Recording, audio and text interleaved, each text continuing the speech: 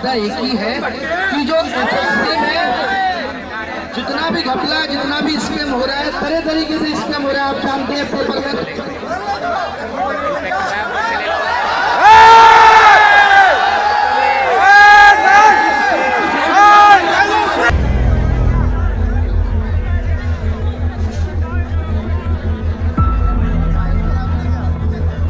जिस फील्ड में हम हैं, कम से कम उस फील्ड को हम सही कर पाएं। एसएससी में अगर हम हैं तो एसएससी का एग्जाम टाइम से हो पाए, एसएससी की ज्वाइनिंग टाइम से हो पाए।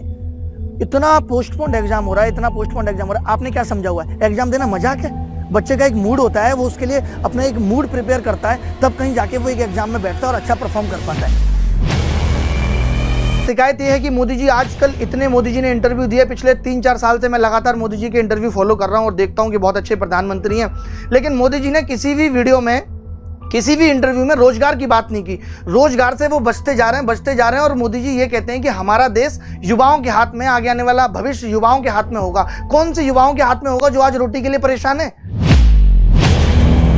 2.5 करोड़ लोग आरआरबी, एनटीपीसी, 40-50 लोग सीजीएल, ये सब कितना सफर कर रहे हैं। 3-3 साल से बिना नौकरी के बैठे हैं। 2-3 तो मेरे सामने बैठे हैं अभी, मैं आपको बता दूं, जो सिर्फ रिजल्ट का वेट कर रहे हैं। प्री क्वालिफाई कर दिया, रिजल्ट नहीं आता। 850 दिन हो गए सिंस नोटिफिकेशन।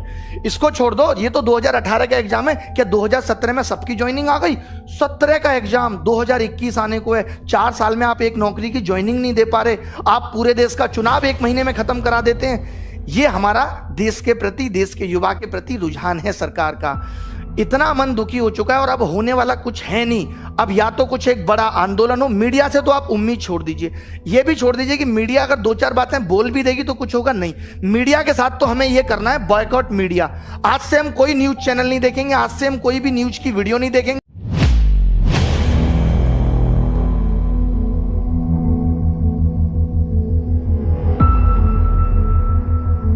अगर नौकरियां नहीं दी गई और अब अगर रोजगार पे बात नहीं हुई तो इस देश का युवा गले में बेरोजगार का पट्टा डाल के घूमेगा।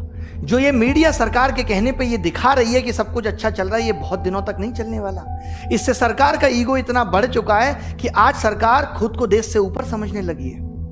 आप कितने भी आंदोलन कर लो, कितने भी प्रोटेस्ट कर लो, आपकी बात पे कोई ध्यान देने वाला नहीं है। हमने क्यों ये 25 तारीख रखी है, क्यों हमने 5 दिन का वक्त लिया है कि 5 दिन के अंदर हम इस पूरे देश को जगा देंगे, इस देश की मीडिया को जगा देंगे, इस देश की सेलिब्रिटीज को जगा देंगे।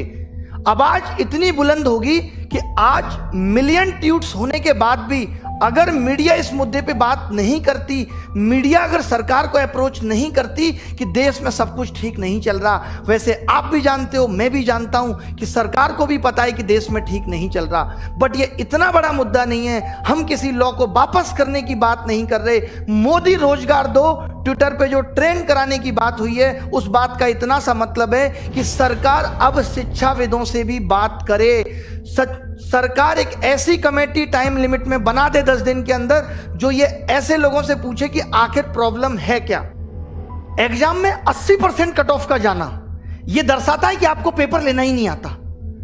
18 तारीख वाले मेंस में बच्चों के 200 नंबर आने के बाद भी सिलेक्शन ना होना क्या साबित करता है? कि जान निकाल के रख दूं पेपर के अंदर।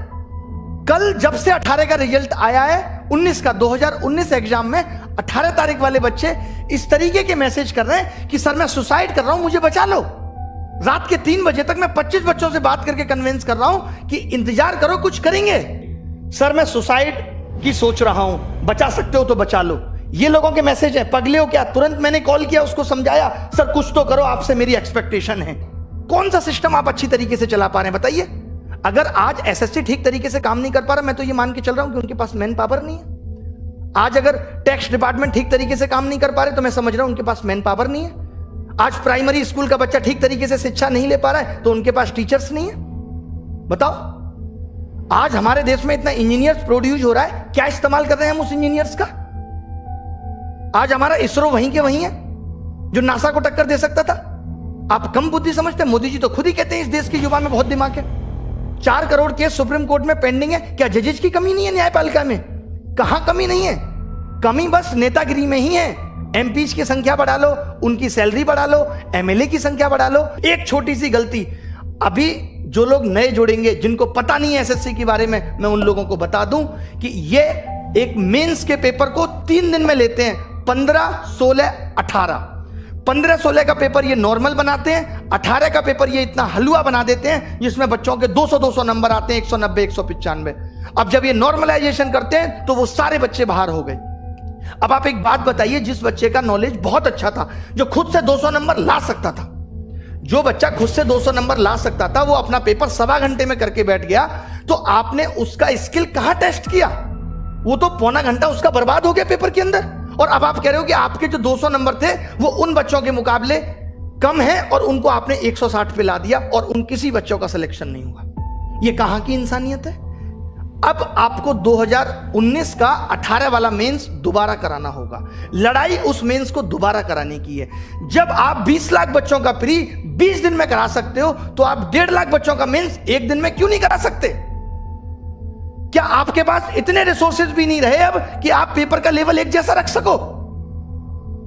मतलब आपने एग्जाम का मजाक बना दिया है, क्योंकि आपको करप्शन करना है, और करप्शन को दबाना कैसे है, ये सबसे अच्छा तरीका है। क्योंकि जब बच्चा पेपर दे के आता है तो उछलता है हवा में 190 का कराया, 3 महीने बाद रिजल्ट देते हो, उसका सारा हौसला टूट चुका होता है। 190 नंबर का 200 नंबर का 200 में करने के बाद भी अगर सिलेक्शन नहीं हो रहा तो इसके लिए कौन जिम्मेदार है? पिछले 2 साल से लगातार कट ऑफ 80% जा रही है, इसके लिए कौन जिम्मेदार है? कॉम्पिटिटिव एग्जाम में 80 नंबर कट ऑफ जाना कितना सही है? क्या आप पेपर का स्तर नहीं बढ़ा सकते जिससे आप उन बच्चों को भी सेलेक्ट कर पाए जिनके अंदर वास्तव में टैलेंट है? अगर एसएससी अपने एग्जाम में एबीसीडी देने लगे तो कैसे ये निर्धारित होगा कि कौन बच्चा जॉब के लायक है और कौन नहीं?